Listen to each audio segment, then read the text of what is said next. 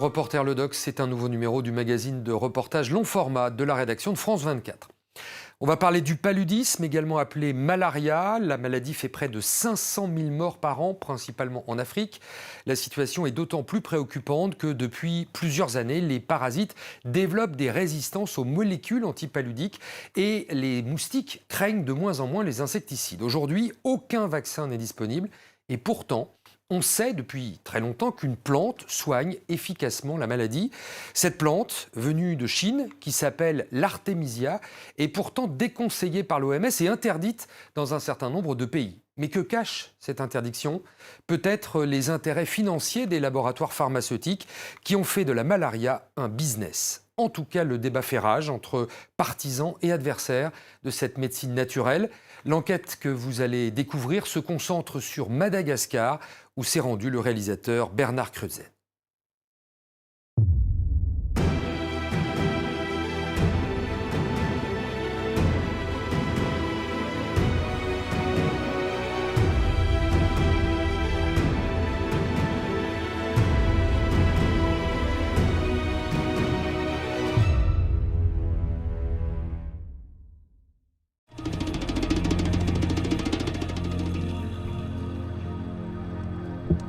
Ceci est un champ d'Artémisia annua.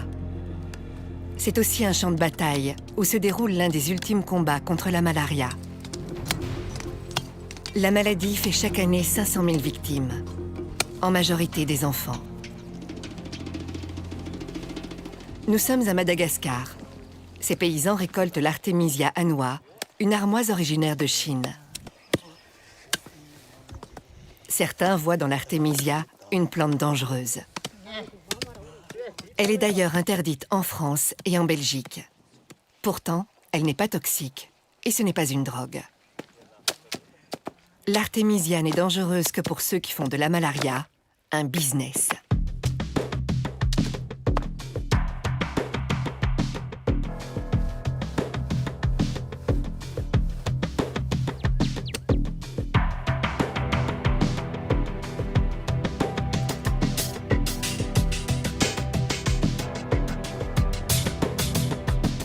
C'est très important, c'est urgent, parce que les populations, chaque année, nous perdons des millions d'enfants. We'll have to have drugs and vaccines and other things to do these eradication. C'est des histoires de pouvoir et d'argent et de territoire, et c'est toujours ça. Ce qui se passe aujourd'hui est véritablement terrifiant. La solution est sous nos pieds. Cette plante est interdite en France. There are so many other anti-malarial compounds in the plant. Un grand dépôt pharmaceutique m'a dit, mais là, monsieur, vous êtes en train de piétiner sur nos business.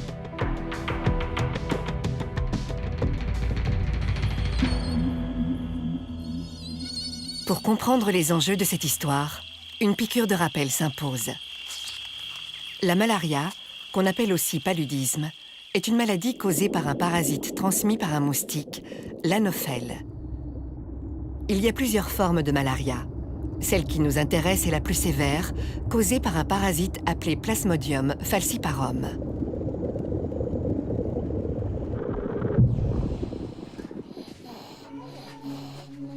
La maladie se manifeste par des fièvres violentes et des sueurs qui peuvent dégénérer en coma, à l'issue fatale. Les enfants sont les principales victimes de la malaria. Dans certaines zones très touchées, un enfant sur 5 en meurt. Depuis la nuit des temps, l'homme fait la guerre à la malaria sur 2 fronts, la lutte contre le parasite et la lutte contre le moustique. Pour combattre l'anophèle, on a surtout utilisé des insecticides, comme le DDT, qui a débarrassé les pays industrialisés de la maladie. En 1964, il n'y a plus de malaria en Europe. Les hommes se protègent aussi des piqûres en se réfugiant sous des moustiquaires. Depuis la fin des années 80, certaines sont imprégnées d'insecticides à effet longue durée. Recommandées par l'Organisation mondiale de la santé, l'OMS, elles sont souvent distribuées gratuitement. Parallèlement à la lutte contre le moustique, s'est organisée la lutte contre le parasite. L'écorce d'un arbre offre la première substance naturelle anti-malaria, la quinine. La quinine est plus tard isolée, synthétisée et commercialisée sous l'appellation de chloroquine. Autour de la malaria, le business commence.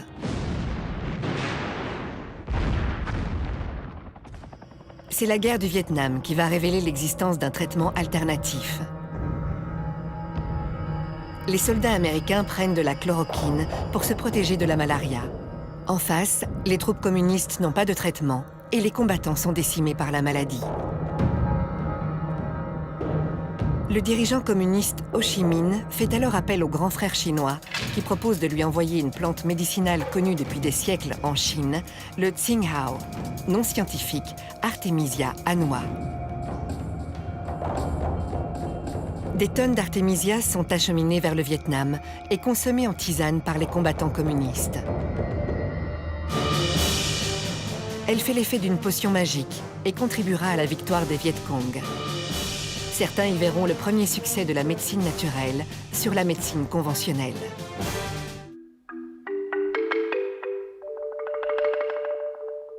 Les Chinois lancent le projet 523, une vaste recherche qui vise à isoler les principes actifs des plantes médicinales, dont l'artémisia. Étrangement, les Occidentaux ne vont pas s'intéresser à cette plante. L'Organisation mondiale de la santé continue à recommander la chloroquine et autres dérivés. L'OMS estime que la chloroquine a fait reculer la maladie partout dans le monde. Mais son administration massive a aussi généré des résistances. Dans les années 70, on a vu l'émergence de la résistance à la chloroquine en Asie du Sud-Est et peu de temps après, on a vu l'émergence de la résistance en Amérique du Sud. Cette résistance a commencé à s'étendre de l'Asie du Sud-Est et elle a atteint l'Afrique à la fin des années 70, début des années 80.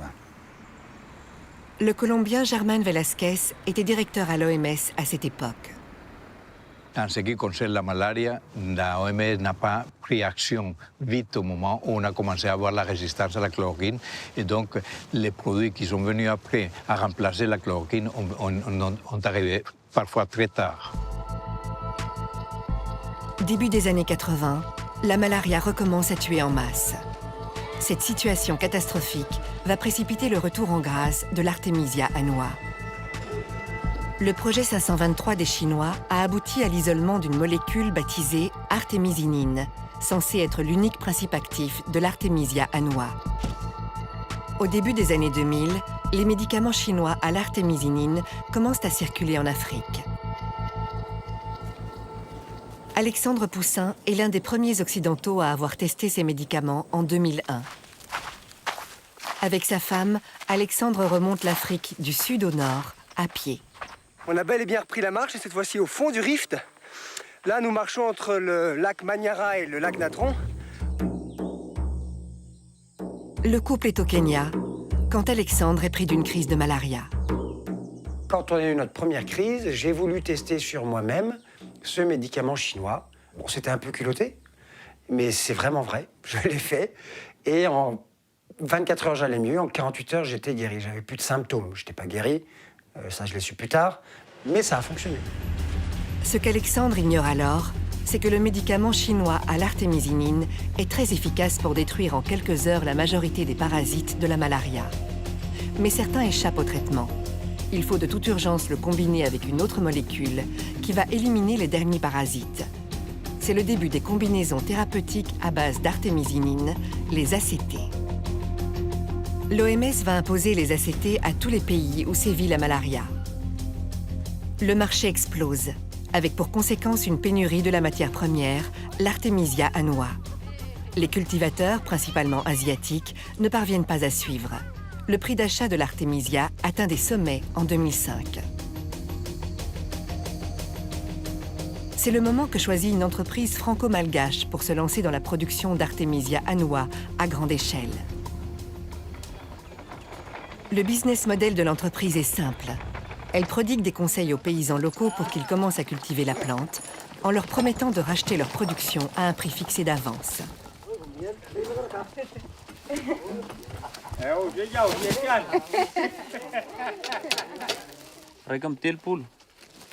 10 000 paysans malgaches se laissent séduire par la perspective d'un bon rendement, supérieur à celui du riz.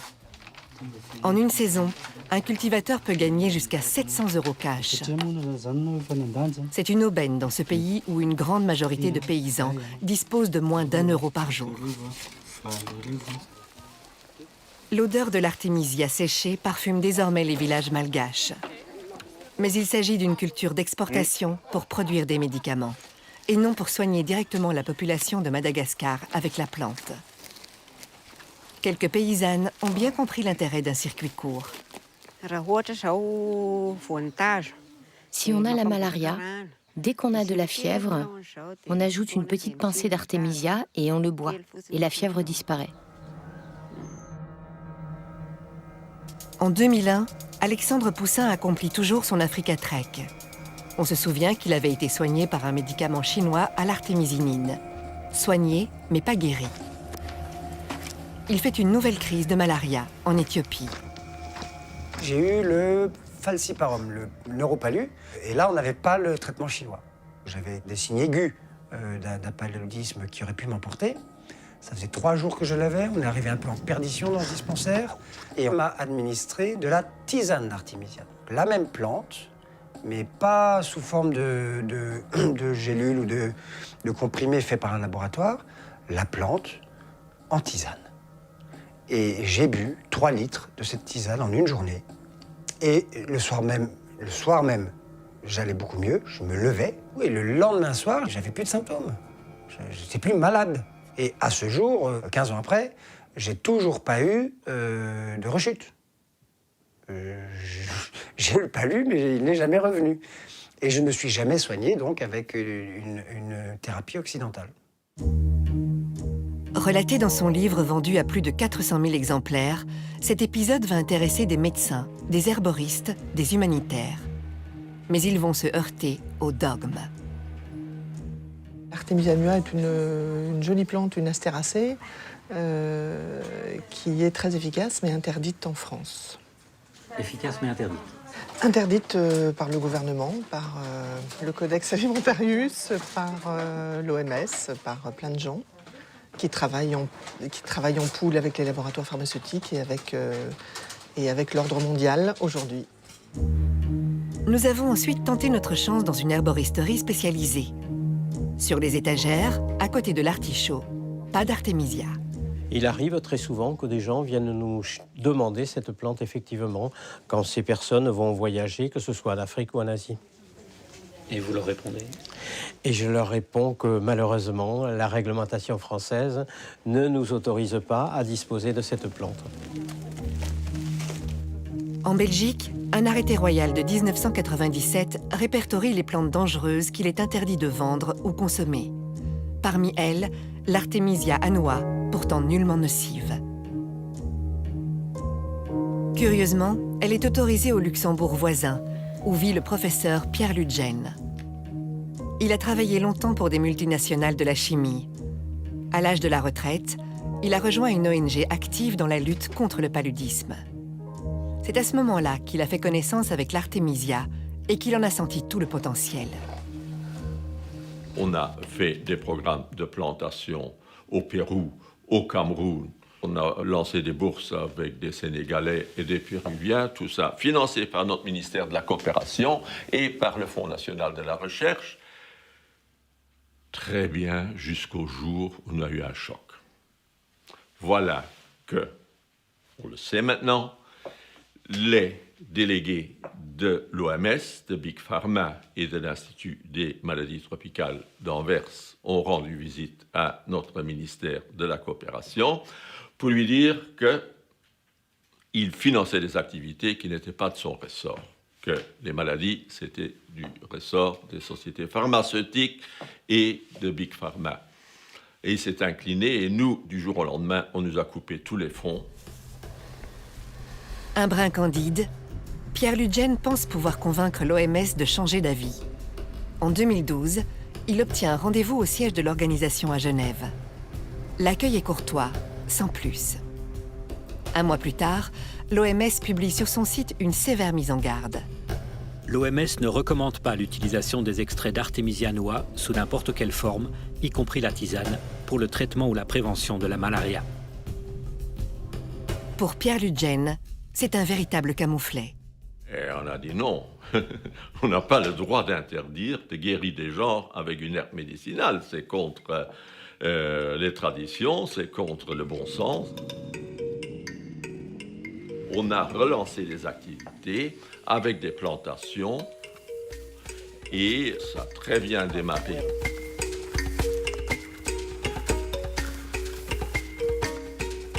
Malgré les réticences de l'OMS, des centaines de chercheurs travaillent aujourd'hui sur l'artémisia en Afrique, mais aussi en Colombie ou au Cambodge. Le soleil du Sénégal lui réussit particulièrement bien.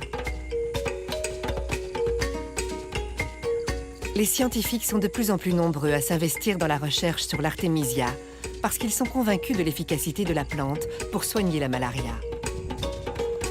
Tous se demandent ce qui justifie la méfiance de l'establishment médical à l'égard de l'artémisia annua. L'argument le plus souvent invoqué est le sacro-saint principe de précaution. Tant qu'on ne connaît pas toutes les propriétés de la plante, il faut s'abstenir de l'utiliser. Mais ce principe de précaution est-il aussi strictement appliqué aux produits des firmes pharmaceutiques? Le Lariam est un médicament antipaludique qui continue d'être prescrit, alors que ses effets secondaires peuvent être dévastateurs, particulièrement chez les personnes sensibles. Autre question dans l'actu du moment, comment va Stromae? Le chanteur est KO physiquement, il vient d'annuler toute une série de concerts jusqu'au 2 août exactement, un silence assourdissant. J'ai subi des effets secondaires du Lariam. Ça m'est arrivé en 2015, en juin 2015. C'était dans le cadre de ma tournée en Afrique. J'étais stressé, j'étais épuisé. Tout prédisposé à péter un plomb, ça c'était sûr, mais l'accélérateur c'était le Lariam, quoi. Pendant le concert, je ne m'en rendais pas compte parce que j'étais persuadé de la folie dans laquelle j'étais. Évidemment, on n'a pas le recul. C'est de la paranoïa, c'est plein de trucs. Et puis mon frère a eu le déclic et là, il s'est rendu compte qu'il y avait un truc qui allait pas. Et je pense que s'il n'avait pas été là, je me serais sans doute suicidé cette nuit-là, ça c'était sûr. Je pèse bien mes mots quand je dis ça. Et s'il n'avait pas été là, je ne pense pas que je pourrais vous parler aujourd'hui. La star belge n'est pas la seule à avoir souffert du Lariam, dont le nom générique est mefloquine.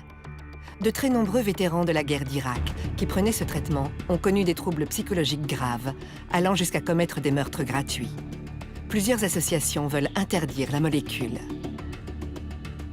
Malgré des effets secondaires redoutables et des procès dans plusieurs pays, la mefloquine figure encore sur la liste des médicaments essentiels recommandés par l'OMS. Dans le même temps, l'organisation refuse de reconnaître les vertus thérapeutiques de l'artémisia annua, pourtant inoffensive. 2 poids, 2 mesures. Cette inertie des institutions et ce désintérêt de l'industrie pharmaceutique pour une maladie de pauvres va amener plusieurs âmes charitables à prendre les choses en main. À Paris, nous avons rencontré le docteur Lucille Cornet-Vernet, une orthodontiste très impliquée dans la promotion de l'artémisia et amie d'Alexandre Poussin. Alexandre nous a reparlé en fait de sa guérison par la tisane d'artémisia en Afrique lors de son périple. Et là, je me suis rendu compte que c'était une histoire qui était vraiment vraie. C'est-à-dire que cette tisane d'artémisia annua soigne vraiment le palu. Et aujourd'hui, le problème principal qu'il y a, c'est que il n'y a rien dans ce monde, en fait, aucune institution qui est capable de faire les études et puis ensuite de diffuser cette thérapeutique par une plante. Et tout a démarré en fait de là. On s'est dit, chiche, on monte une association pour pouvoir développer en fait la culture de l'artémisia en Afrique. Des dizaines d'associations similaires se créent partout en Europe afin de promouvoir l'artémisia. Ces initiatives sont la cible de critiques parfois virulentes de la part de ceux qui défendent le principe de précaution. En 2012, le célèbre Institut de médecine tropicale d'Anvers prend position contre l'utilisation de l'artémisia annua.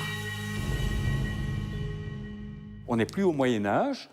Utiliser des infusions ou des gélules dont la quantité de produits actifs n'est pas connue est, à mon avis, irresponsable. Je n'oserais jamais donner ceci à mon propre enfant, parce que je ne suis pas sûr qu'il va guérir et qu'il pourrait mourir du paludisme, pourquoi est-ce que je devrais le donner à quelqu'un qui vit en Afrique?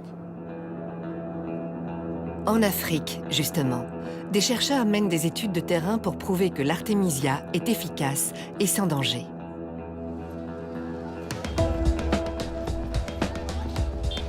Nous sommes à Kindu, sur le fleuve Congo, dans la province du Maniema. Le docteur Jérôme Munyangi est un jeune chercheur congolais qui prend des risques.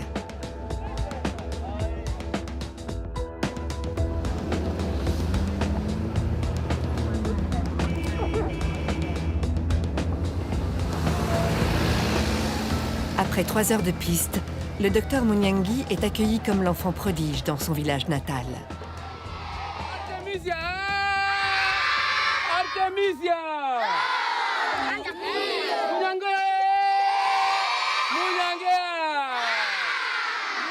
Les écoliers font la fête à l'homme qui les débarrassera peut-être de la malaria.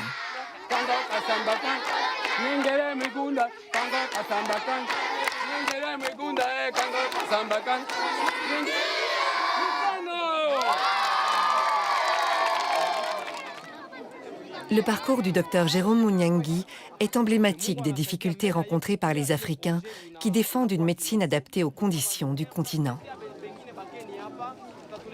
Mon premier contact avec l'artémisia, suite à une crise de paludisme que je fais à Kinshasa, c'était un paludisme résistant, parce que j'avais déjà pris des antipaludéens, ça ne marchait pas.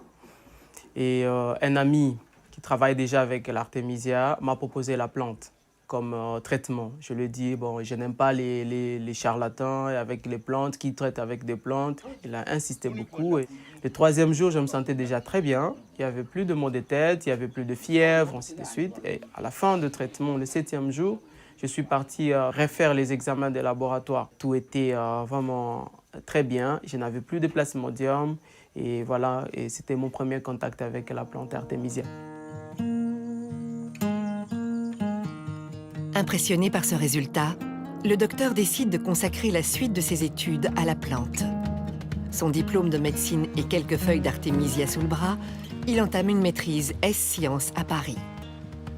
Après 3 semaines d'analyse, nous étions vraiment très étonnés par le résultat que nous avons observé au laboratoire. Le professeur qui travaillait avec moi était très étonné. Elle a refait les examens elle-même. Je me rappelle encore l'un de mes professeurs qui me dit, voilà, et ça c'est une bombe. Et on ne peut pas que cette bombe puisse sauter dans notre laboratoire parce que juste les subventions des laboratoires proviennent de firmes pharmaceutiques. Et on a arrêté la recherche. On m'a même arraché mon cahier de laboratoire où il y avait des manipulations. Et tous les échantillons d'artémisia que j'avais amenés au laboratoire étaient confisqués. On a amené ça au bureau du directeur des laboratoires. Pratiquement exclu de l'université et privé de bourse, le docteur Munyangi refuse d'abandonner. Il prend contact avec Lucille Cornet-Vernet, qui va l'aider à poursuivre ses recherches. Nous avons décidé ensemble en fait, de monter une grande étude aux normes de l'OMS, donc c'est un peu compliqué, c'est randomisé en double aveugle, etc., sur un échantillon significatif de personnes. Donc là, on a fait sur 1000 patients, et donc j'ai à ce moment-là commencé à chercher les fonds.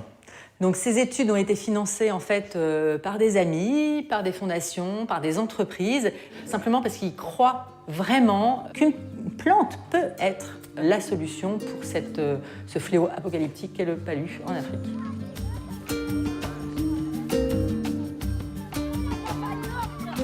Une fois le financement acquis, le docteur débute l'étude au Maniema.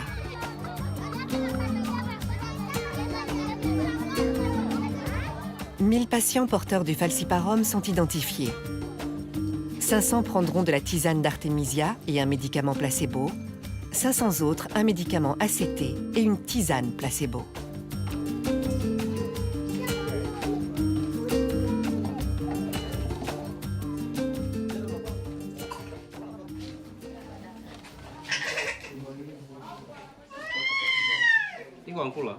Le docteur Michel Idumbo est l'investigateur principal de l'étude.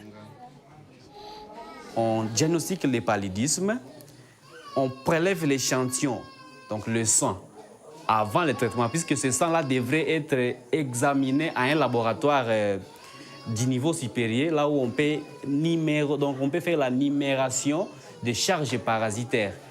Et à ce moment-là, on mettait de façon aveugle un groupe de malades sous la tisane et un autre groupe de malades sous les ACT. Et nous avons fait 4 mois en train de récolter les données chaque jour. Donc avec les ACT et la tisane, les deux avaient un bon résultat clinique. Mais quand vous faites la parasitologie, vous allez trouver que les malades qui étaient sous tisane, il y avait disparition de la charge parasitaire. Mais tandis que les malades qui étaient soumis sous traitement ACT, il y avait encore des parasites dans l'air sang, même si leur état clinique était déjà amélioré. Oui. Les résultats sont en effet spectaculaires. Alors que les médicaments ACT sont jugés efficaces à 80%, la tisane affiche un score de 97%. Et sans effet secondaire, contrairement aux médicaments. Le résultat était surprenant, positivement, et c'est là que les ennuis commencent avec la médecine conventionnelle. Quel genre d'ennui? Le premier ennui, c'est l'interdiction. À la fin de l'étude, nous devions organiser une conférence. Lorsque nous avons remis le résultat au médecin-chef des zones, tout de suite, il s'est interposé. Il a dit « J'interdis, cette conférence n'aura pas lieu et je préfère que Jérôme puisse se taire et pas communiquer ses résultats à la population. » Ils ont vu que la tisane avait un meilleur résultat que les ACT et on nous a fait montrer que les différentes firmes pharmaceutiques risquent de couper leur appui. Et on a trouvé qu'il y avait orgueil, on m'a démis de mes fonctions. À votre avis, d'où viennent ces ennuis? À mon avis, les ennuis viennent de firmes pharmaceutiques. Qu'est-ce qui vous permet de dire ça? Après les publications des résultats, on a dit aux patients que voilà, la tisane était efficace et eux-mêmes l'ont observé. Et là, les patients n'achètent plus les ACT en fait. Nous devenons de plus en plus gênants. J'étais interpellé par un grand dépôt pharmaceutique à Kindu qui m'a dit mais nous avons les ACT, on n'arrive plus à les vendre vraiment à cause de votre étude. Et là, monsieur, vous êtes en train de piétiner sur nos business. Lorsque les médecins congolais parlent des firmes pharmaceutiques, ils ne font pas référence aux multinationales cotées en bourse. Les pressions s'exercent au niveau provincial. Ce n'est pas Big Pharma qui est à la manœuvre, mais les dépôts pharmaceutiques locaux.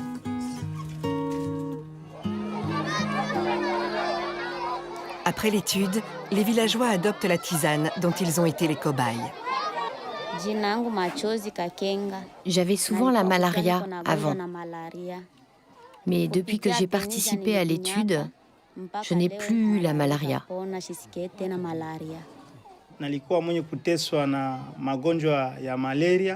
Moi, j'ai toujours eu la malaria. Mais en prenant la tisane d'Artemisia, je me suis senti beaucoup mieux.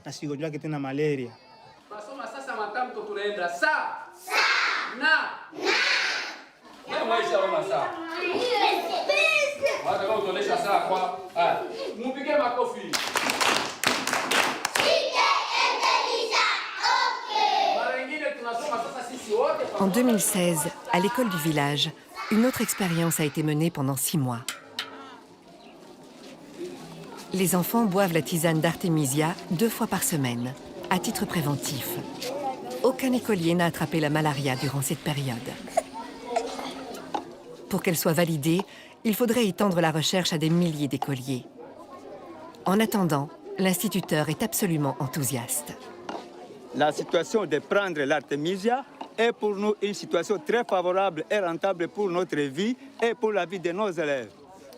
Nous avons remarqué que la prise de l'Artemisia a diminué l'absentéisme, même les absences étaient terminées.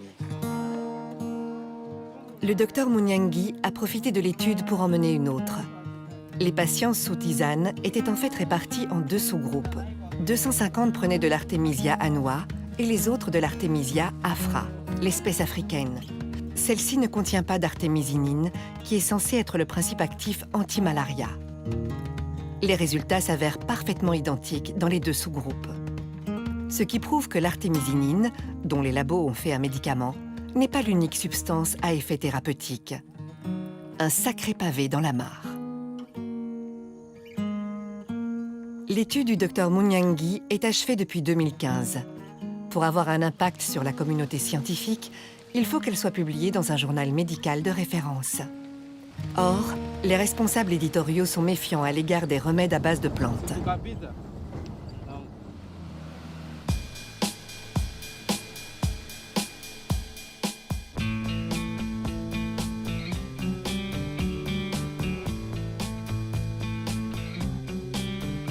Les Africains ne sont pourtant pas les seuls à révéler les vertus de l'artémisia.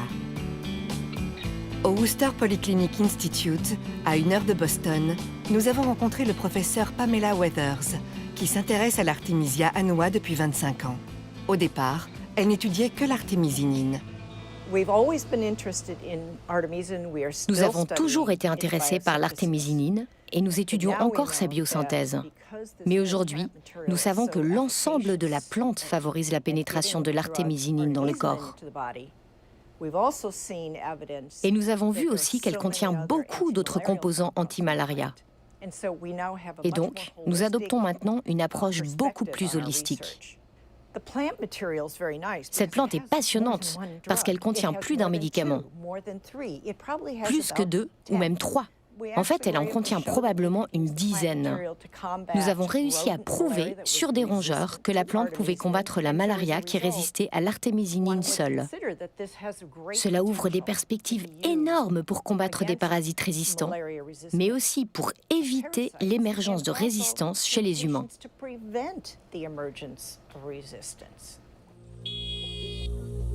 La question de la résistance divise les deux camps qui s'affrontent aujourd'hui. Pour ou contre l'artémisia. Les sceptiques pensent que l'utilisation de la tisane à grande échelle pourrait générer des résistances, préjudiciables à l'efficacité des médicaments ACT. Pour les pro-artémisia, cet argument ne tient pas. Cela fait 2000 ans que la tisane est utilisée en Chine sans qu'aucune résistance ne soit apparue. Ce que la science ne parvient pas encore à démontrer, l'histoire l'a déjà mis en évidence. Et si la réponse était dans la nature ? L'artémisia annua et sa cousine africaine sont en fait des polythérapies. C'est la combinaison de leurs différents composants qui donne aux plantes leur pouvoir thérapeutique. Il faut donc les utiliser en totum, en entier, et non essayer d'en isoler un seul principe actif. L'OMS apparaît aujourd'hui comme le principal frein à la diffusion de l'artémisia annua. Officiellement, à cause du principe de précaution, mais peut-être aussi pour des raisons politiques et financières. Il y a exactement 25 ans, le budget de la OMS, plus de 50% étaient les contributions publiques obligatoires des pays membres de la OMS. Aujourd'hui, une vingtaine d'années après, il y a seulement les 18 ou 20% de contributions publiques, de telle façon que le secteur privé, fondations comme la Fondation Bill et Melinda Gates, ont pris le contrôle de l'organisation. Les premiers 50 ans d'existence de l'industrie pharmaceutique, on a développé des médicaments qui guérissaient les maladies. Depuis une vingtaine d'années, l'industrie pharmaceutique produit des médicaments pour traiter les maladies, des traitements, mais pas pour guérir. Peut-être parce que c'est beaucoup plus rentable d'avoir un malade qui est un client. L'objectif est d'abord des profits avant des intérêts de santé publique. En juin 2016, Bill Gates faisait une déclaration solennelle. Sa fondation s'engageait à éradiquer la malaria de la surface du globe en une génération. Il va nous falloir des médicaments et des vaccins pour mener à bien cette éradication d'ici à 2040. Cette déclaration a été faite conjointement avec celui qui était alors le ministre britannique des Finances. On aurait imaginé que le ministre de la Santé soit plutôt concerné par une maladie, mais c'est bien de finances qu'il s'agit. Car pour éradiquer la malaria, la Fondation Gates promet d'investir 4 milliards d'euros. Nous avons contacté la Fédération internationale des fabricants de médicaments pour lui demander sa position sur l'artémisia. Réponse : Nous ne sommes malheureusement pas en mesure d'intervenir dans votre documentaire. Nous n'avons pas trouvé d'experts disponibles pour témoigner sur ce sujet. Nous avons également insisté pour connaître la position actuelle de l'OMS vis-à-vis de la plante qu'elle avait déconseillée en 2012. Nous avons reçu cette réponse laconique. nous ne pourrons pas répondre à vos questions concernant la médecine alternative. Décidément, l'artémisia n'est pas prête de pousser dans les jardins de l'OMS à Genève. Partout ailleurs, elle continue de se propager.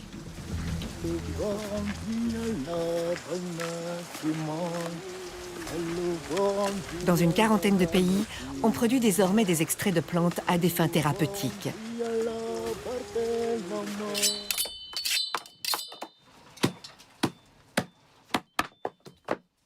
La filière de l'artémisia n'est pas seulement bénéfique pour la santé, elle l'est aussi pour l'emploi. Ce sont des dizaines d'hommes et de femmes qui ont trouvé du travail dans un nouveau secteur.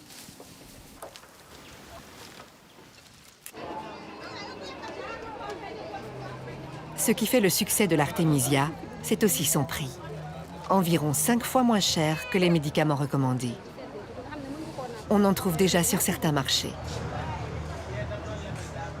Avant, on achetait des médicaments de la pharmacie. Ça coûtait très cher. Ça...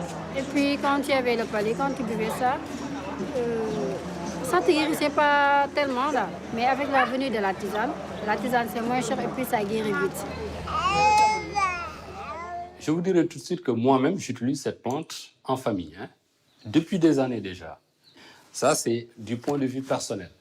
Je l'ai conseillé à des collègues, des scientifiques, qui l'utilisent. Le professeur Diallo étudie l'artémisia depuis une dizaine d'années dans son laboratoire de bactériologie-virologie à l'université de Dakar.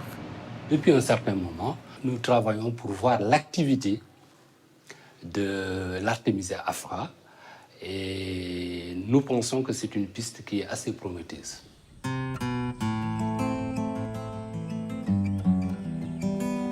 Dans les plantations du Sénégal et ailleurs, la recherche se concentre désormais sur l'artémisia afra, l'espèce africaine qui ne contient pas d'artémisinine.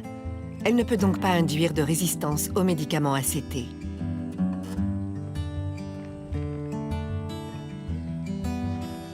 L'afra est connue sur le continent africain depuis des siècles, de sorte qu'elle est spontanément reconnue comme plante médicinale. Et puis, elle est plus facile à cultiver que la noix. Mon rêve, en fait, dans cette histoire, c'est que chaque famille africaine puisse avoir un plant d'artémisia afra, qui est donc vivace, c'est un buisson, et ils se coupent de l'artémisia pour faire de la tisane un jour sur deux. Ils n'auront pas le palu, et ça sera terminé, cette histoire. Les acteurs de terrain sont persuadés que l'artémisia finira par s'imposer, non pas contre l'avis des tenants de la médecine conventionnelle, mais avec leur assentiment. La publication des essais cliniques obligera bientôt l'OMS à revoir sa copie. Alors, l'omerta cessera.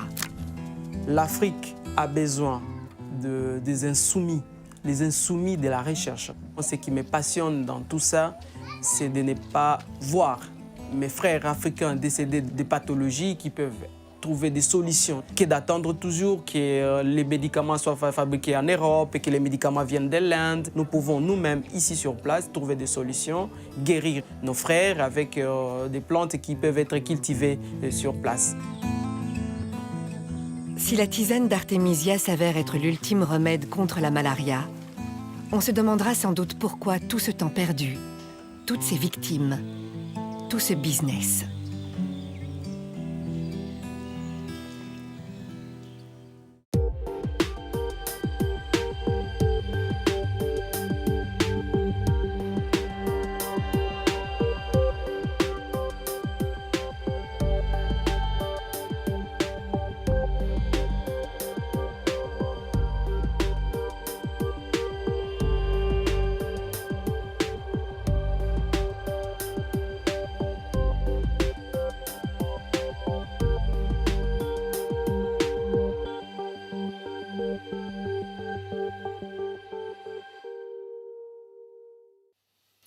Reporter Le Doc, c'est fini pour aujourd'hui. On se retrouve la semaine prochaine pour un nouveau numéro de Reporter sur France 24.